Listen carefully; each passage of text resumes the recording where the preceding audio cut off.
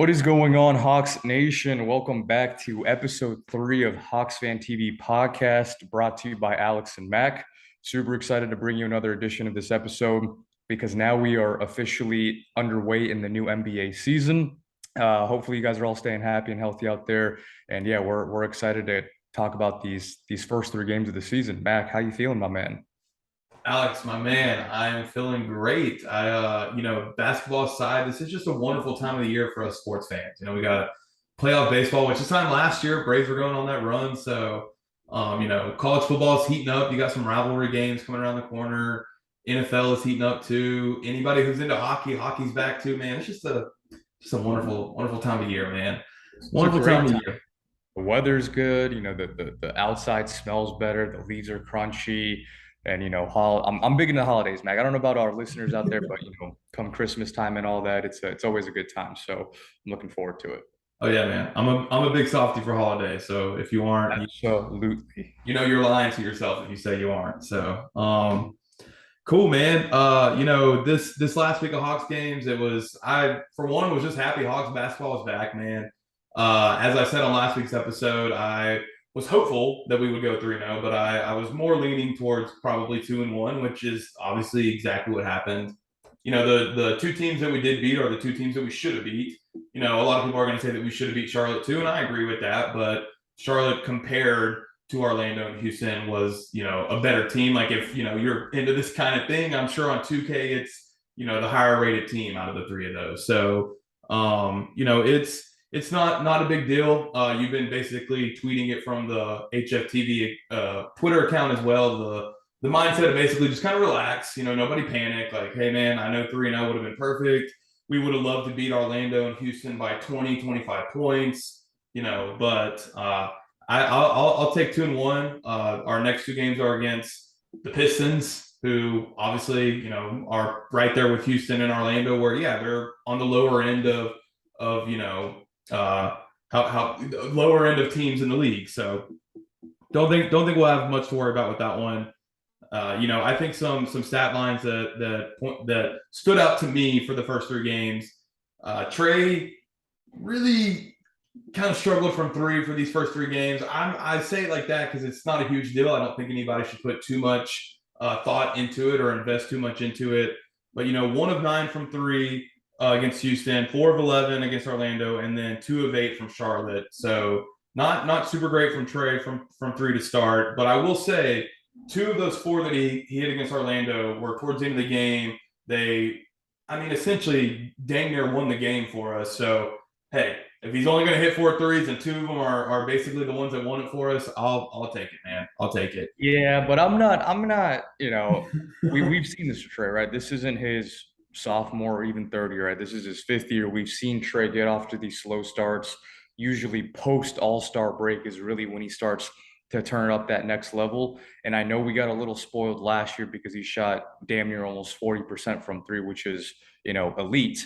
But I'm not too worried about it. I know a lot of people on the Twitter and on the Hawks Reddit post are a little bit concerned, but guys, we're 3 games in, and we haven't even fully seen the full off-ball Trey movement just yet. So, I'm going to attribute his shooting percentage to early season jitters and just new teammates and a new system. Because guys, you got to remember, this is a completely new system, right?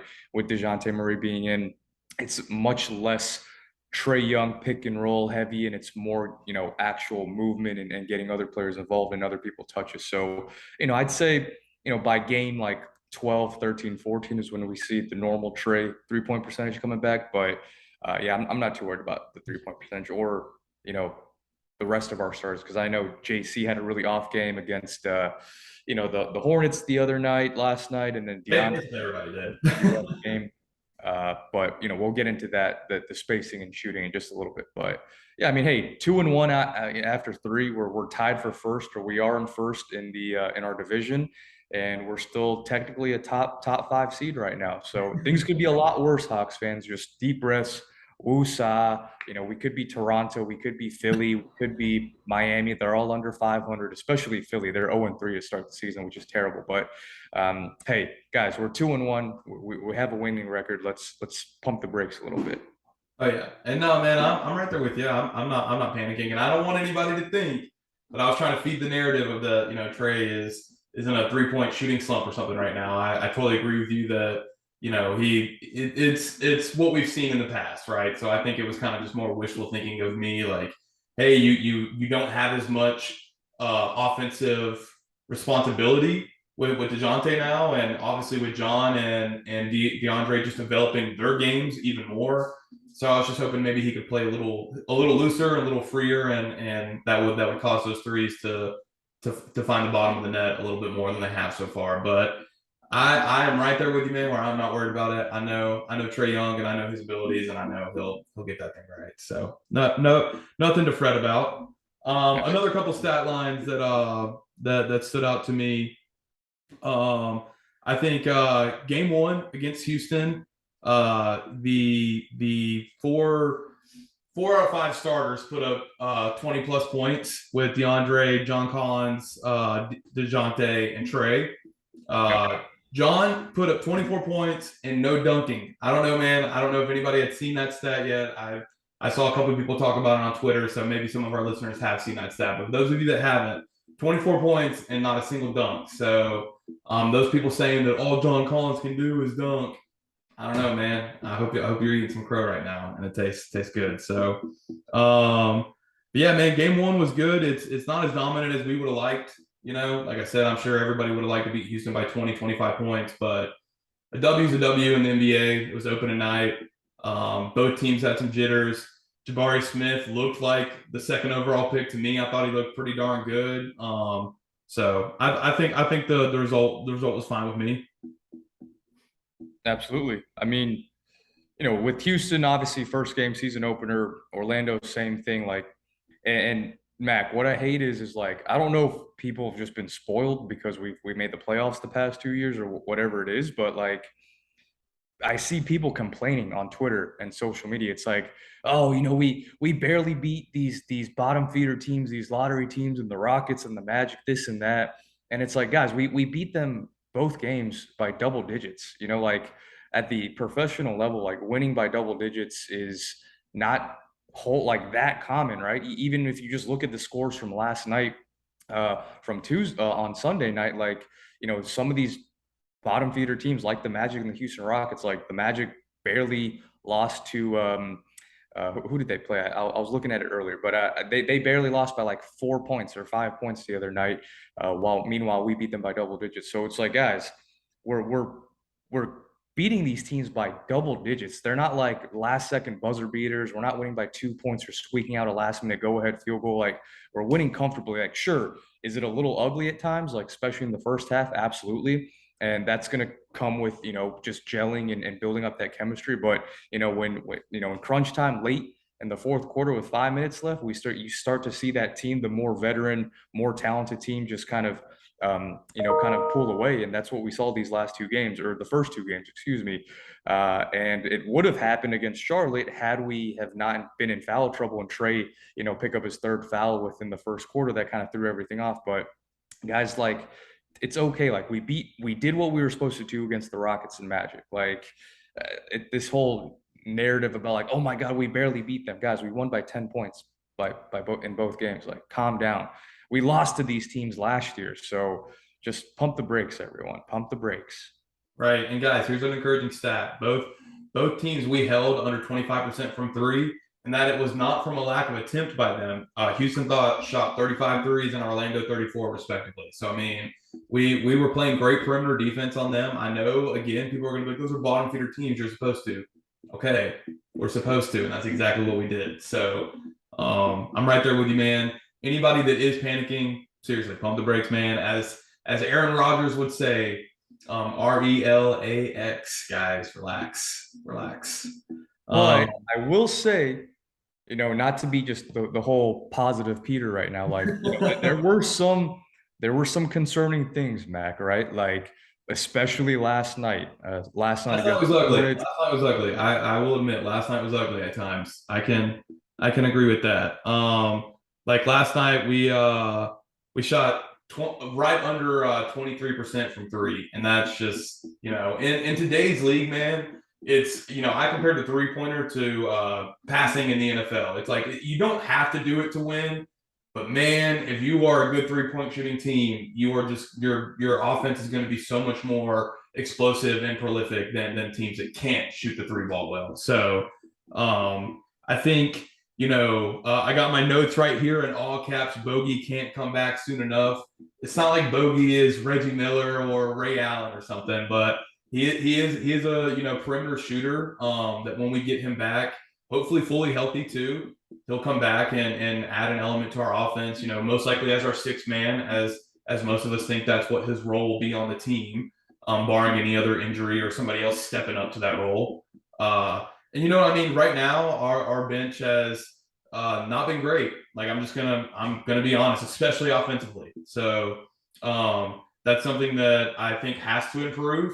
I think it's a numbers game at this point. There's no way they're going to keep up the averages that they have right now. There's just no way. They're all professional basketball players. At some point, the law of averages will kind of balance out, and they'll play better. But right now the bench is not playing great, and that's something that when Bogey comes back, I'm hoping that'll change.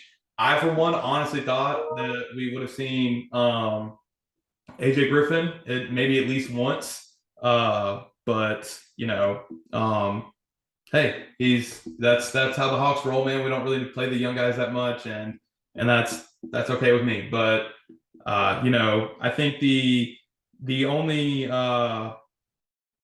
thing I'll say, but before I get back to you, is that the 3-point shooting it has to improve, man. I know that's kind of beating a dead horse at this point, but it's got to improve. So we'll see what happens. Yeah, it's been rough. Like the encouraging thing, at least from our starters, right, Mac, is like especially last night's game. You saw what we were getting, like the looks we were getting. Like Trey and DeJounte did what they had to do. They were giving, beating their man off the dribble, bringing in two defenders, kicking it out, making the right read, making the right pass, and giving basically the ball into John Collins and DeAndre Hunter and players like Justin Holiday, like right in the money, right? Like just the perfect pass for a wide open three. DeAndre and JC went 1 of 12 from the 3-point line, and almost all of them, if not every single one, were basically wide open looks. And how I define wide open looks are basically no defender not within a 5 feet radius of the shooter. And a good majority of those shots last night, Mac and listeners, they were exactly that. We got exactly what we wanted. That led to a high percentage wide open look.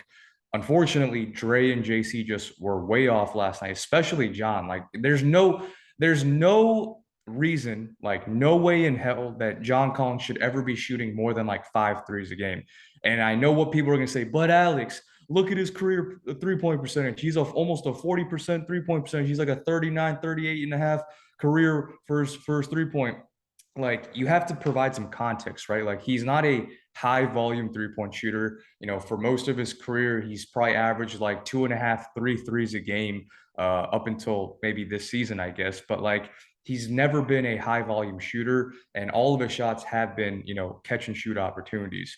But like, after you miss the first 3, 4, hell, then at 5 at that point, like there's no reason you should still be sitting out on the perimeter waiting for Trey and DeJounte to pass to you and still taking these shots. Like went 0 for 7. I know people are going to harp about the defense because the defense was god awful last night. There's no excuse for that. But if we would have just made half of our open looks, it would have been damn near a tie ball game all throughout the entire 4 quarters. Like Dre was off, JC was off. Don't even get me started with Justin Holiday and Aaron Holiday. Like I love their defense, Mac, and like it's a nice little spark, and it's a nice contrast between what we've been used to seeing as Hawks fans and their veteran players. But like their offensive game is so much of a liability for us, especially while we don't even have Bogey right now. It's like you're asking Trey and DeJounte to turn water into wine. Like you got Aaron Holiday, Justin Holiday, Jalen Johnson. Jalen Johnson, I know some of us have really high expectations for him. We're high on him, and we've seen flashes, but we see the rawness in him. Like he has been pretty much a non-factor off the bench in the first 3 games, and I can't even blame him. I'll put all the blame on him because he's never played in NBA games. Like that's why when you get a first round draft pick, you got to kind of ease them into the NBA and get that experience under their belt. Now you fast forward to year two when we really need him. He's our primary backup power forward, and now he kind of looks like a clueless duck out there at times because he's just not used to playing real NBA action. And that's probably what's going to happen with AJ Griffin. Like I have zero confidence in Nate McMillan because AJ, another first round pick. We bring him in, and if you guys hear the post game press conference from last night, Kevin Chouinard asked Nate McMillan like, "Hey, like you brought in AJ Griffin early in the fourth quarter, right when the fourth quarter started. Like, what made you bring him in?" And Nate's response was, "Well, we needed an energy spark plug, and we needed some shooting on this team right now. So I brought in AJ." So the man waits till we're down by 20 plus points in the fourth quarter. He brings them in. What does AJ Griffin do? Immediately hits a three. And then like 10 seconds later, he gets a steal and finishes in transition, scores 5 points in like the first minute of his NBA career, pretty much. And then what does Nate McMillan do? He immediately takes him out, Mac. Like it makes no sense. Like, and when you hear him in these post-game press conferences, like he's contradicting himself like to the fullest extent. Like he said you needed scoring, you needed some sort of spark to get back in the game. He does 5 points in 1 minute of action, and then you immediately sub him out. So like, what are we doing, Nate? Like, and it's stuff like that, man.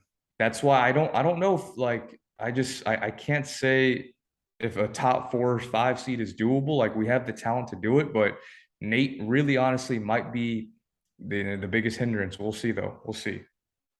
Yeah, I can't disagree with you on that, man. You know that the Nate is known for his, you know, ideal Terrible substitutions. rotations. Yeah, yeah. You know, I was going the sarcastic route with it, but yeah, man, it's not great, and you know, I think his lack of uh really just I think even being blatant about wanting to develop young players, like it's like, man, it's the NBA is always filled more so than any other of the big leagues, filled with young, you know, raw, needing to be developed, talented people. You know, like I'm just saying, man, like it's just beyond me that he takes this approach of that. You know, you know, we're not going to do it. You know, like it's like, you know, we're some, you know, championship, you know, producing team over here that doesn't have time to develop rookies. Like it just makes no sense to me, man. But I will say the lack of defense last night. You know, I'm not making excuses for the team, but that's their third game in 5 days. And you know, when people say midseason form, yeah, they are talking about, you know, the mental aspects of it and just the muscle memory, but they're also talking about a very huge aspect of conditioning. And you know, I think, you know, have it be those guys are professional athletes. You know, I'm not saying they're out of shape, but you know, playing 3 NBA games in 5 days, and the I want to say Charlotte too. All the starters had over 35 minutes, I think, or it was around there. So just saying, it's you know, I'm again not making excuses, but you know, trying to be somewhat realistic about it. And it's like, hey, man, it's probably just a little due to the fact that it's, you know, the beginning of the season and their bodies just aren't in midseason form yet. So, uh, you know, I'm not thinking too much of it. And you know, now we just get to look forward to this next week. We get two games against the Pistons and a game against the Bucks, all three on the road. And before we go into that, I think we're gonna have to pay some of the bills around here and have a little commercial break real quick. So I'll throw the mic over to you, Alex. Yeah, yeah. Big shout out to our sponsors at Firmament Solutions. When you're really reaching to build a physical network for the future, only the networks that can scale with technology will actually achieve that. So over at Firmament Solutions, they are the industry leader in information highway construction building. They are backed by leading manufacturers. Their services are also white label, so they present them to all their clients as their own. So their clients get the contracts. Firminate will provide the services, and you can learn all about what they do at firminatesolutions.com. That is FIRMAMENT solutions.com. So go check them a visit at firminatesolutions.com and check out their social medias at Firminate Solutions. So yeah, big shout out to them, and we're looking forward to continuing our work with them. And we're excited. So much love to those guys over there for a minute. Oh yeah, shout out Firmament Solutions, man. You guys are doing big things over there. We're proud to be able to put our names together. So shout out Firmament. Yeah, absolutely. Firmament Solutions. Also, before we cover kind of these next three games, right? And I know we kind of went on a little negative trail right there, but with all that being said, Mac, like you especially Trey, like you're gonna look at a lot of casuals are gonna look at Trey and they're gonna see the shooting slump, right? Like, he's shooting, 30 some percent from the field. He's only shooting like 25% from three, which is pretty bad. That is really bad, but it's manageable and it's definitely you can improve on that number, right? It's not like he's shooting Russell Westbrook type numbers. Like Russell Westbrook, guys, this is not a joke. He's quite literally shooting like 0.8% from three, right? He's been shooting the ball terribly. Trey's not that bad. Compared to the Trey Young standards, that is bad, right? Especially coming off a career high last year. But guys, give it time. We're going to start to see those games where he's shooting like 5 of 7, 6 of 8, 7 of 10, a lot more what we're accustomed to seeing. But when you look at it, the dude is still averaging 25 points per game, almost 12 assists per game. DeJounte's given us 20 points a game with 8.5 assists, 7+ rebounds, 3.5 steals. He's just stuffing the stat sheet. JC, DeAndre, giving us double-digit point production. So, guys, give it some time. I'm still confident in these guys. I think Trey and DeJounte are going to make it work, but I want to see DeJounte get more aggressive, Mac. He has the tools. Like we've seen him what he does when he can beat his man off the dribble and get to a spot. He might not always make it, but it's a good shot. It's a high percentage shot. He only took 15 shots last game, I believe, which isn't that much for your second kind of main usage guy, your second star, especially when Trey got into foul trouble early in the first quarter and we took him out. That's where DeJounte should have been like, look, guys, let me just take over. Let me cook for a little bit, keep stuffing up this lead for us. And then we can kind of work the rest of the offense in it. But my theory, Mac, is he's new to the team, right? He's considered a leader. He takes a lot of pride in being one of those leaders on the squad in his first year in Atlanta. And I don't think he wants to come off as like such a ball hog, right? Like he wants to get his teammates involved. He wants to get all these other guys involved because ultimately that is going to help in the long run. But guys, like when you look at all the best teams in the league and you have your first and second stars, like there's a reason why they have the two most shot attempts day in and day out. It's because we want the ball in your hands at the end of the day. And I just want DeJounte to get a little bit more aggressive.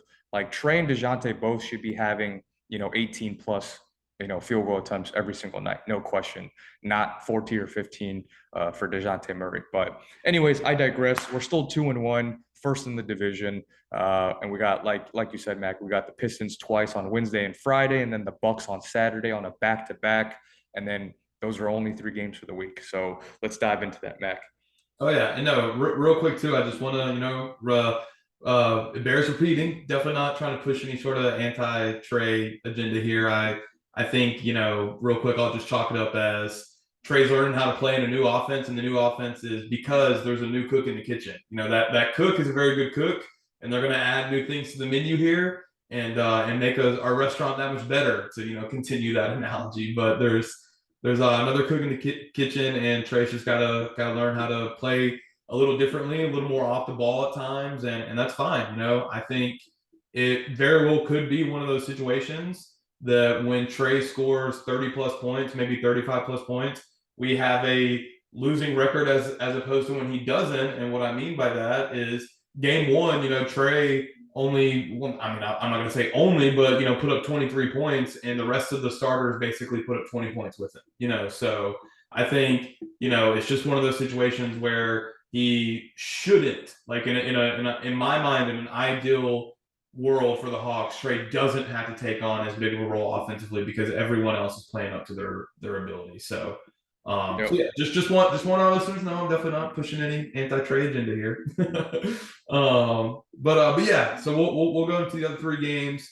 I'll go to make my predictions on them now, man.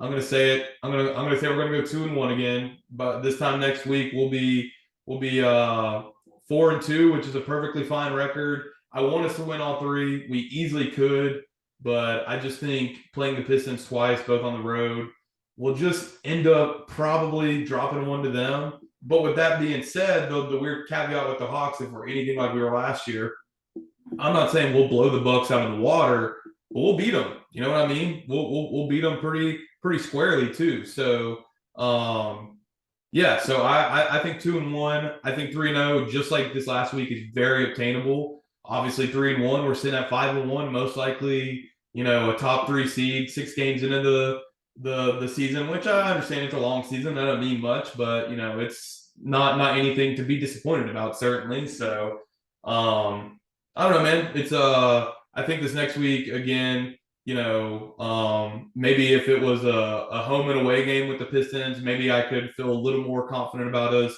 winning both of them against them. But we'll see what happens. I'm not, no disrespect to what the Pistons are doing up there in Detroit, but not really scared of the Pistons. So we'll see what happens. I think the Bucks, it'll be a great game.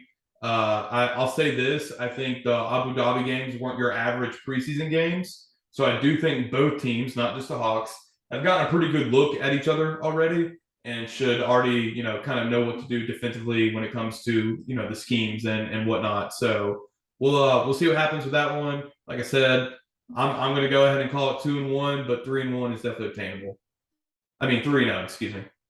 Yeah. You know what? I think going 3-0 is definitely should be the goal, but and on paper we should absolutely beat the Pistons. Like I know they play us tough, and we lost to them a couple times last year, and yeah, on paper we should absolutely go 2-0 going into the Bucks game, but they haven't turned that leaf just yet. They haven't proven to us, because if they did, last night's game was very reminiscent of the last year Hawks, right? Like you play a bottom feeder team, especially a team that are missing its top players, right? No LaMelo Ball, no Miles Bridges, no Terry Rozier. And this is exactly what happened last year. Like all their key guys are missing. Even if they weren't missing, like even if they had all their guys, we would still be favored. But just the fact that they didn't have them, like it should have been like a 20-point victory on our end, but we lost. So it scares me. It looks like a version of the last year team.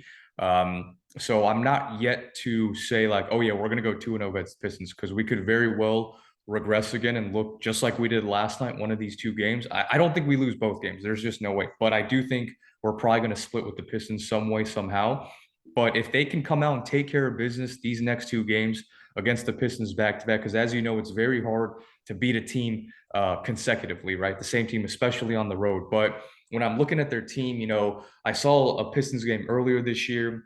It's most likely going to be Jaden Ivey and Cade Cunningham as their starting backcourt. So they're starting a rookie, they're starting a second-year player, and DeJounte and Trey should definitely have the better of those two. And you got Bojan Bogdanovic at the three, who is a great three-point shooter if you leave him open, but he can't defend and he can't really create his own shot, right? So DeAndre Hunter should be able to, pretty much handle his business over there. Sadiq Bey is also a solid player. He's probably their best player right now.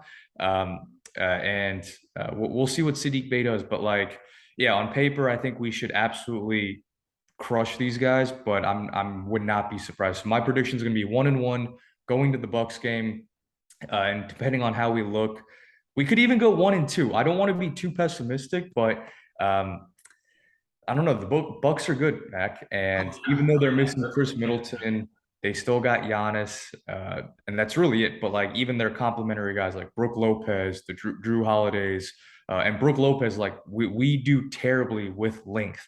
We saw what Nick Richards did last night to Clint Capella and Onyeka Okongwu. Like guys, Nick Richards, he averages 3 points for his entire career, okay, and he scored 20 plus points on us last night against our starting center and backup center and Onyeka Okongwu. So yeah, and we've struggled against the board still. Even bringing in DeJounte, like we still like our front two guys, JC and Clint Capella, they struggle with bigger front courts, and that's what we're going to see in Milwaukee's case. So we'll see. I wouldn't be surprised if we went 3-0. I wouldn't be surprised if we went 1-2. Hopefully, it's the former and not the latter. But I gotta see how we come out on Wednesday and see how we look. If if our fire's there and we're hitting on all cylinders, playing defense and not succumbing down to the level of our opponent, then it should be a, a 8 to 13 point victory both nights. But we'll see. But yeah, my prediction, I'll say 2-1 for now. And we finish that stretch 4-2 going into the new week next Monday. Okay. Yeah, man. I'm right there with you. And we'll go ahead and wrap up on that. I'll say one last thing. I think, I highly doubt any of the Hawks players are listening to this podcast just yet. But, Hawks players, if you hear this, man, prove that you guys are a different team this year by winning all 3 games, because this is something like me and Alex are alluding to that. Yeah, man, we expect them to go 2-1. It's the NBA. We understand that. I'm not saying that you guys are blow standards if you don't win all 3, but prove that you're a different team this year. Prove that you're better. Because I say that because I really thought 3-0 was something that me and Alex were going to be able to boast about. But we dropped it to Charlotte, and that was a little disappointing, man. So I will end it there. But yeah, prove that we're a different team, man. Absolutely. Hey guys, appreciate you guys tuning in to another episode of HawksFanTV. We'll be back again this time next week. So yeah, if you guys like what you hear, give us a review, give us a comment, rating, whatever it is, and make sure you follow us on all socials at HawksFanTV. And check out our website at HawksFanTV.com. And that is going to be it for tonight's episode. We appreciate it, and hopefully we go 4-2 by the next time we record, guys. Much love. Have a great rest of your night. Mac, as always, it's been a pleasure. Always, man. See you, Hawks fans. You guys.